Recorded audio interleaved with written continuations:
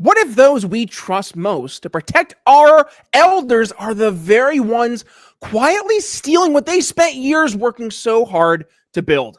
Yeah, let's talk about that. Instead of focusing on winning arguments, we're teaching the basic fundamentals of sales and marketing and how we can use them to win in the world of politics, teaching you how to meet people where they're at on the issues they care about. Welcome to The Brian Nichols Show.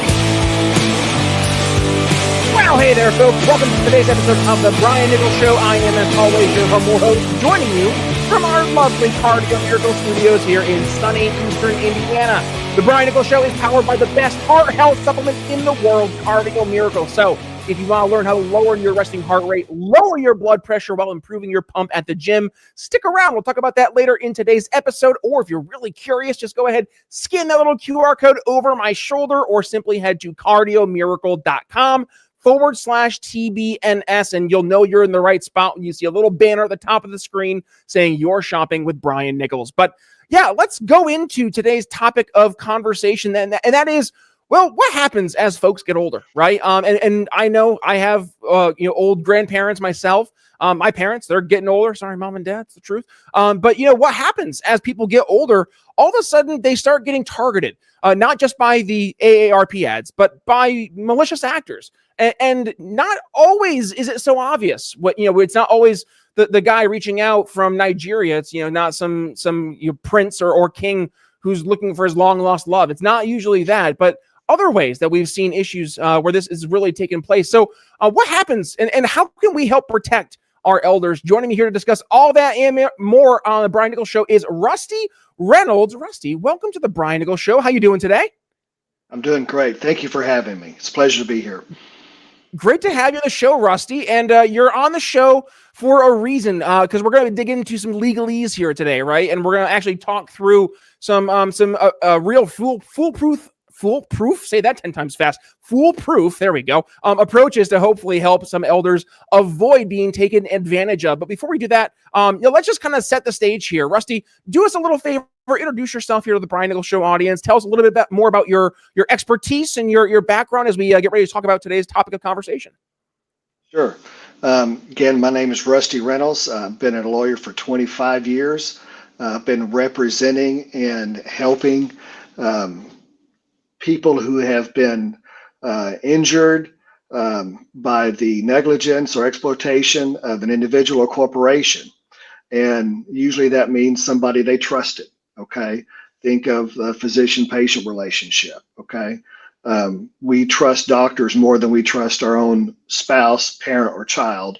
And so a lot of that plays over into, with a lot of similarities, financial exploitation, because really an injury is a financial exploitation, because when you're injured, it's going to cost medical expenses. It's a taking, okay? And financial exploitation is generally a wrongful, unauthorized taking of money or property. And so injuries are just the same thing. But I've been doing that for 25 years. I started with a firm that were suing HMOs for their influence in manipulating medical decision making. And when that was taken away, we focused on medical malpractice and elder abuse. And with that tort reform, we've diversified into also dealing with premise liability, which is dangerous conditions at businesses, especially when the elderly get there. They have a propensity. As you get older, the elderly belong in a special class of people. Okay, think of minors, think of disabled. The elderly, as you age, they don't have as strong a capacity to protect themselves as they did when they were younger. Same thing with the kids who aren't yet there to be able to protect themselves. So we have them in a special class where the harm, when harm is done to them, the penalty is greater because you've taken advantage of a special class in our population, whether they be the minor, the elderly, or the disabled. Okay, so that's what I've been doing for 25 years, is representing families and individuals who belong in those protected classes against injury and harm. And speaking of the specific protected classes, we're going to hyper focus today on elder abuse, which, by the way, I know that's not usually like a super sexy thing that people want to talk about, right? Because, I mean, elder abuse, sad, right? But it is something that's real. It's something that we need to address because it's not just elder abuse where it's hidden camera in the nursing home, right? And they catch the nefarious nursing home worker beating up the patient, which it is, but that's not it. That's not the only elder abuse that's out there. There's also elder financial exploitation. And let's talk about why that isn't as looked at or discussed as what leads the 7 o'clock news, right? Where it's, today at 7 o'clock, here's, little Timmy, well, not little Timmy, I guess old Timmy, old Billy getting, beat by the nursing home attendant, right? Like that's what leads the 7 o'clock news. So tell us more about why we're not hearing about the elder financial exploitation. That's a great question, and I think it lies with the enforcement. There's certainly rules and statutes in place to protect elderly. It's a matter of, is it feasible to enforce it? And when you call the police department or the sheriff's department or the attorney general, it often gets we'll take the information down and you never hear about it again. Not to say that they aren't investigating it. I'm sure they are, and I'm sure there are some forms of scammers getting brought to justice, but it's probably not as often as you hear about accountability in the medical malpractice or elder physical abuse cases, because there's insurance money there generally and assets there. It's hard to find a scammer, and who's going to pay for that scammer, because they're scamming because they don't have money and they're trying to get money. Now they're sophisticated because they're able to spoof phone numbers and get a story down where they can take advantage of you. But you're dealing with somebody who's hard to find and hard to hold accountable. And so if it's not feasible and they don't, nobody goes after them, even though there are laws in place to support holding them accountable. It's where's the money to do it? Where are the resources to do it? And there has to be teeth to it. Like actually, there has to be teeth. There has to be teeth and there has to be money, because people get paid to look out for other people, right? And if there's no money at the end of that accountability, then really it's a nonprofit venture, is it not? So I think that's why it is tougher, and these scammers are just hard to find. And the people who are like our law enforcement, it's hard for them to be able to find them and go after them. And so they just end up taking the numbers, and money is lost, because we're talking, we're talking maybe a few $1,000 give or take on the most common scale, larger sums depending on what's available when they get the information for that bank account, so to speak, or that means. So I think that those amounts people look at as feasibility. Am I going to spend $10,000 to go after $3,000? Right. You get upside down and face that feasibility, when really it should be taking, because you don't, the police department don't make money on physical harm, but that's what sells. That's what, it's easy to be able to see that, whereas financial harm is more invisible, Yeah, this is what we were seeing in California, right? With as long as it's under $1,000, you can steal it, I guess. Like that, right. And of course, what happens? They're stealing $785 worth of stuff, and it's like, that still has pain. There's still an ouch there. I guess let's talk about this a little bit more, because it is one thing to say, okay, well, when it happens, good luck. good luck getting any real support here by law enforcement. So let's try to play defense, right? Let's try to block this from even happening in the first place. So the first way to do that, playing defense, is to know what we're actually looking out for. So what are the different channels that we're seeing a lot of these folks leverage to try and take advantage of elders? Is it just, the traditional email? Is it phone calls and other stuff? You've spent your whole life building something meaningful. A career, a family, a legacy. But none of that matters if your health can't keep up. And the truth is, as we age, our body's natural production of nitric oxide, which is vital for circulation and heart function, declines sharply. And that drop increases your risk for high blood pressure, poor oxygen flow, and even cognitive decline. You don't feel like yourself, and no doctor seems to have an answer that doesn't involve more prescription medication. And that's why I recommend Cardio Miracle, because it's an all-in-one blend of nitric oxide boosters like L-arginine, L-citrulline, organic beets, and more that support your cardiovascular system, brain function, and your immune response. It's not about reversing time, it's about giving your body what it needs to keep showing up strong. You've worked too hard to feel like you're fading. So, scan that little QR code over my shoulder, click the link in the show notes, or go to cardiomiracle.com/TBNS and get back in control of your health. And look for the little note saying you're shopping with Brian Nichols on the Cardio Miracle homepage. One more time, that's cardiomiracle.com/TBNS. And now, let's get back to the show. It is. It's how can I get engagement? So I like what you were talking about. It's kind of like doing operating a prevent defense scheme, right? So it is traditional means of getting on the phone with them to or an email or a text representing a trusted source. Okay, whether it's the bank or maybe a family member that you haven't had that you know about but you've lost contact with, and it's hard to discern who this is, and they're saying stuff to you that where you have that trust, and it's transferred over to this misrepresented scheme. And so if you've always trusted Wells Fargo and they're saying they're Wells, and that's where your bank account is, and this person is saying there's Wells Fargo, they immediately have a hook because they've got that trust. So it's not going to be somebody unfamiliar, and it's not going to be somebody with a foreign accent, right? So it's going to have to be a way of communication that's easy for your family member, your loved one, your friend to be able to recognize, to be able to get that hook. So that's where I see the scams in my experience occurring. And so I think how do we prevent that? And when we look at preventing it, the biggest thing you can do for your loved one is time. Regular time spent with your loved one. That builds the authentic trust that allows you to be able to have these conversations about scams. Because, I mean, as you get older, you don't want to admit that you're vulnerable, but some people, it's easy to know that you're vulnerable. I mean, so Yep.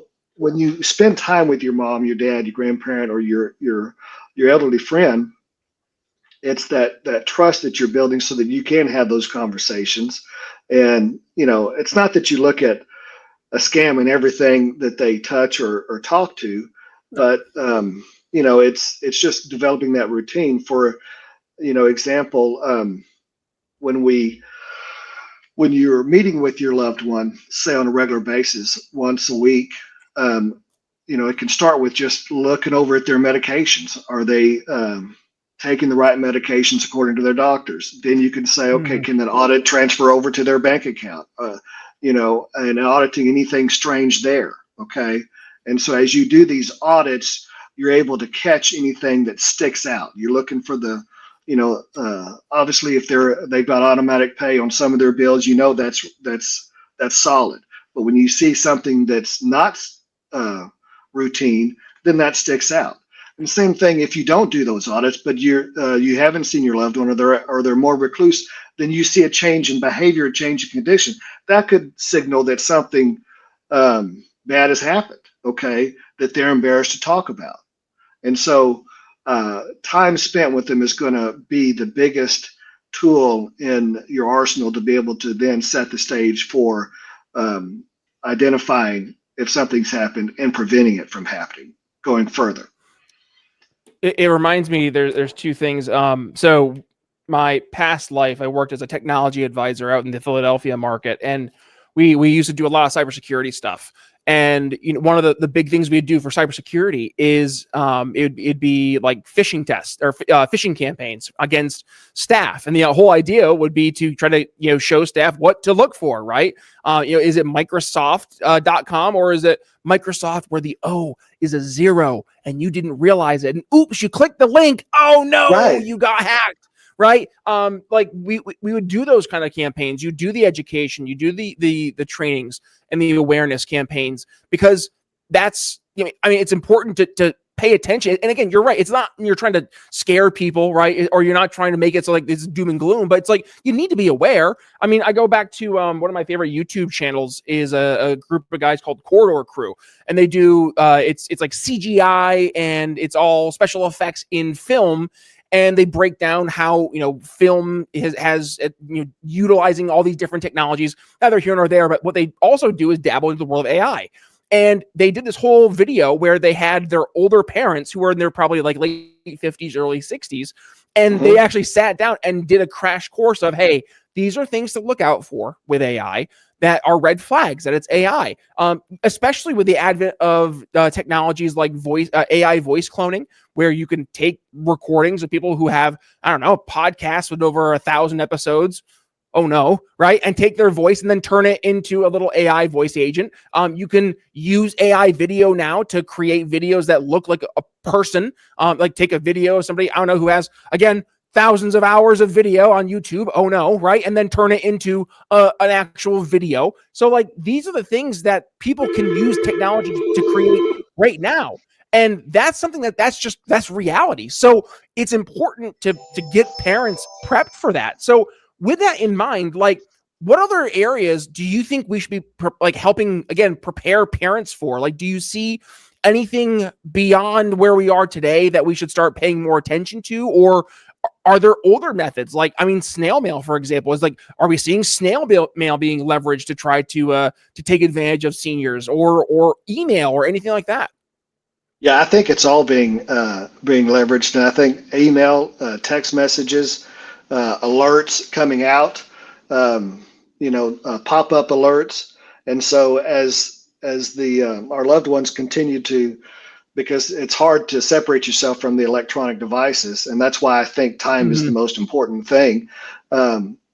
They're getting attacked on all fronts, and again, it's trusted. It's to mirror as much as possible that trusted source. Where if it's a website, there may be one letter off, but because your site. I mean, you and I are both using reader glasses, but I mean, your site's just not as great as you age. We got aging eyes, and so it's hard to see the nuances. And if it looks, and you're getting so much, and you're scrolling, and you get into the habit of even our loved ones are scrolling, and they pop on something, and lo and behold, they're off to the races, and they've let the scammer in. So I think talking about it, awareness, to reduce the level of shame that it can, because you've got to treat your loved ones with respect, but talking about how even the smartest people get scammed. Look at Enron. I mean, you talk about Enron, how very savvy investors getting scammed. You talk about the federal government, very savvy auditing, getting scammed still, So, I mean, it's not just the elderly, the special capacity, although they're targeted because of their reduced capacity. But, the idea that, hey, look, we all get scammed. Okay. So the idea is just to be able to talk about it and make it look like, normalize the talk, so that you can then work together and not hide stuff from each other, when you get scammed. Does it feel like your office has quietly turned into a mini call center?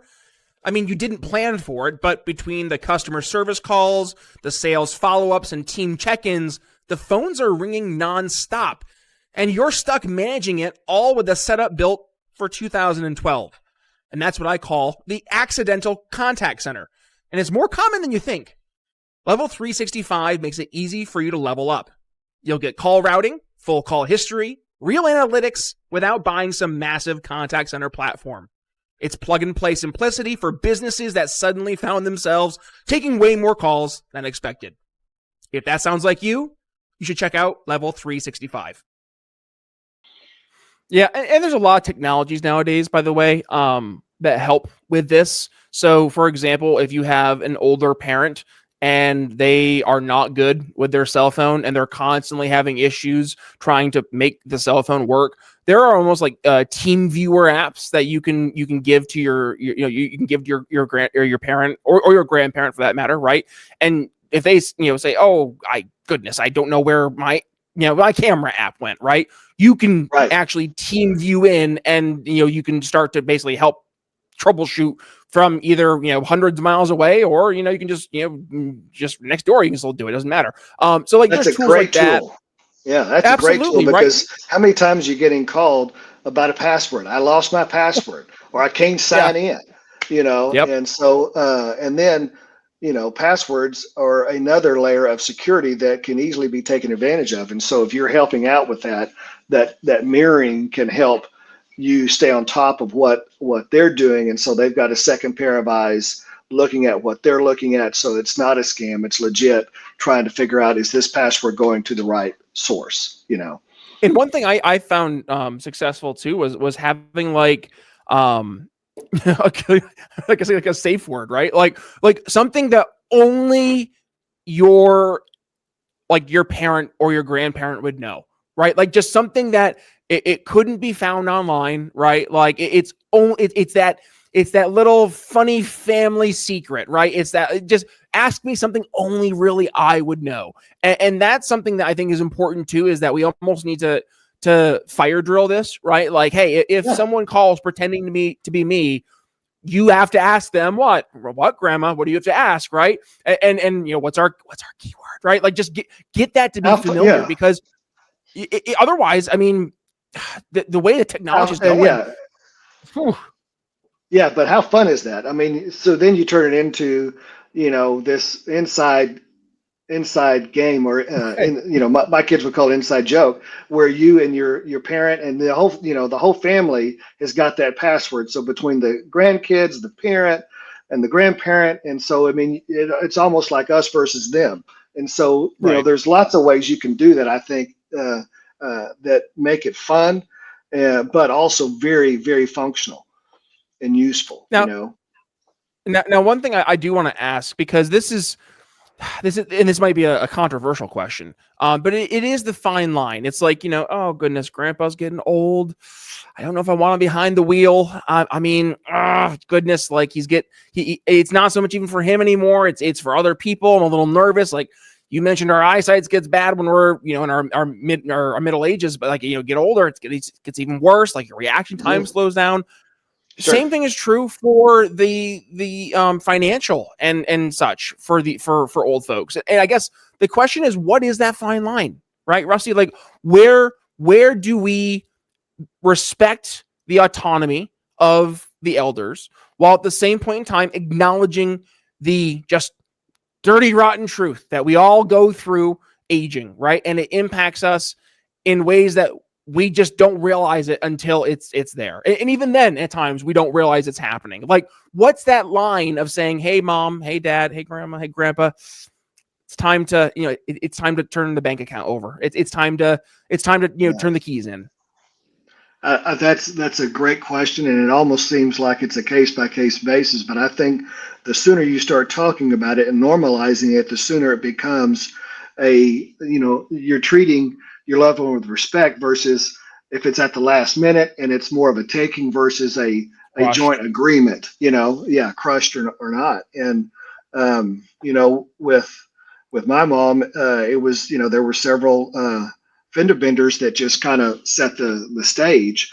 And but with my uncle, it's very difficult, and so it's a different ball game there, and I don't know when that's going to happen. And so it is a case by case basis, but I do think the sooner you talk about it, the better chance you have to where it's a recognized joint agreement, a trust agreement, you're doing things with respect. Because think about when you because the way you can put yourself in their shoes is when you were younger and you wanted more freedom. Okay, you're taking away freedom.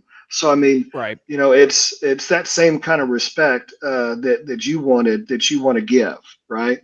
And so, I think if you can do it that way, that's the goal. And then as you do that, and it takes time because you can't just come up and be do a taking. Okay, I think because you run that risk of crushing, and you it's a detriment to the relationship. So when Medicare looks at how they pay nursing homes, how they pay hospitals, they for long-term care. Okay, they look at nurse hours per resident per day.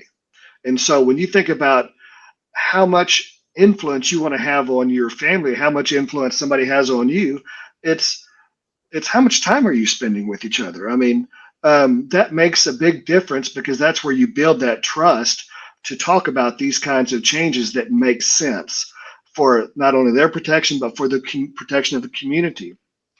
And then, you can take those next steps of monitoring or taking it over or sharing the account, depending on the level of capacity that they still have or have lost. So, Rusty, as we go towards the tail end of the episode, I like to frame things up for final thoughts. And I think one thing I do want the audience to take away from this conversation is that it's so important to have an open dialogue on these sometimes tough topics. Like, hey, mom, hey, dad, you're not good at cybersecurity, right? Like, here's things you got to look out for. Hey, by the way, like, here's why we got to pay attention to, when you're getting phone calls from your bank, like, is it your bank? Questions like that. But also, hey, we got to prepare for the future, right? Like, things can happen and they can happen really fast. And I remember when I was a kid, there was a former county legislator, and I'll respect his family, but his name was Don, and he was very well functioning. I mean, could have conversations. I remember seeing him at church, and then it was like a year or two later, and he was in the nursing home with, I think it was dementia or Alzheimer's, I forget which one, but like just like completely crushed as a human being. Like, he was no longer that man I remembered from church. And I was like, what happened to him? How did this happen that fast? Right. And it was that moment, that fast, in the progress at which he declined. It really does open your eyes to say, like, hey, you might be fine today, and that's great. God bless. Let's continue that route. But things do happen, and when they do happen, they can happen very quickly. So it is important to start having these conversations now. Get a plan, right? Start talking through these contingencies, as uncomfortable as they may be. Like, I didn't like when I was in cybersecurity, making a company think of their worst case scenario. Like, hey, Right. let's just pretend you guys got ransomware. Right? Like, what do we do? Right? That's not fun to think about, but you got to think about it so you can be prepared. So God forbid it happens. Now it's not a matter of thinking, what do we do? It's a matter of executing. So that's my final thoughts for today. Rusty, bring us home. What do you got for us? Yeah, well, I would to piggyback on that. I would say, you can compare it to the locks on your house, okay? And so as you want to try to stay secure there, you want to match that security elsewhere. And there are elder lawyers in your community that you can talk about, and do it when you first retired. The sooner you do it, the better. They can help put together a plan, and when that plan's in place, then it's not a surprise, okay? And you can talk about the stages of how you want help to protect your assets, to protect yourself, so that your assets can go as far as you need them to go to care for you. So look into elder lawyer in your area. Look into the lawyer who's done your will, or if you still need to have that done, that lawyer who does your will. They will be able to help you put together that plan in place with your loved ones, so that it's a community effort, okay, among your core family or your core loved ones that have your back. And Rusty, it sounds like you might be an expert in this. So if folks want to reach out and learn more, specifically if they're maybe in the Dallas-Fort Worth area, I don't know, just a hunch, where can they go ahead and do so? Yeah, so you can reach out to me at 214-891-6606. You can certainly Google my name and find me. I'm in Frisco, which is where the Dallas Cowboys practice, and so I'm right across the street from them. So I'm by the Stars. So if you think Dallas Cowboys, you can think that's where I'm located, and it's at www.rrl firm.com, and that stands for Reynolds and Reynolds Law Firm.com, rrlfirm.com. But you can, again, Google Rusty Reynolds or Russell Reynolds, and you'll find me in Frisco. Good stuff, Rusty. That's been a great conversation. Yeah, folks, they're very well familiar at this point from since, I guess, 2018 that I am a sad Dallas Cowboys fan. So yeah, no, they are very well aware. But with that being said, Rusty, thank you for joining us, folks. If you got some value from today's conversation, do me a favor, go ahead and give it a share. When you do, tag yours truly at B Nichols Liberty. You can find us over on Facebook, on X, and on Instagram. As for the Brian Nichols Show, you can find us on your favorite podcasting platforms like Apple Podcasts, Spotify, YouTube Music, wherever it is you consume your podcasting content. Or if you like to watch your shows, head to Rumble, YouTube, Facebook, or Twitter. We live stream our episodes every Monday, Thursday, and Fridays at 9 p.m. Eastern. So make sure you've hit that subscribe button so you don't miss a single time we go live. Rusty, any final words before we wrap things up today? Thank you for having me, and go Cowboys. Go Cowboys. That's right. All right, folks. One final ask. Yeah. If you enjoy... Yeah, there we go. If you enjoyed the show, please go ahead and support the show by supporting the folks who support us, like our phenomenal studio sponsor, Cardio Miracle. You can head to cardiomiracle.com/TBNS. But with that being said, Brian Nichols signing off here on The Brian Nichols Show for Rusty Reynolds. I'll see you next time. Thanks for listening to The Brian Nichols Show. Find more episodes at briannicholsshow.com.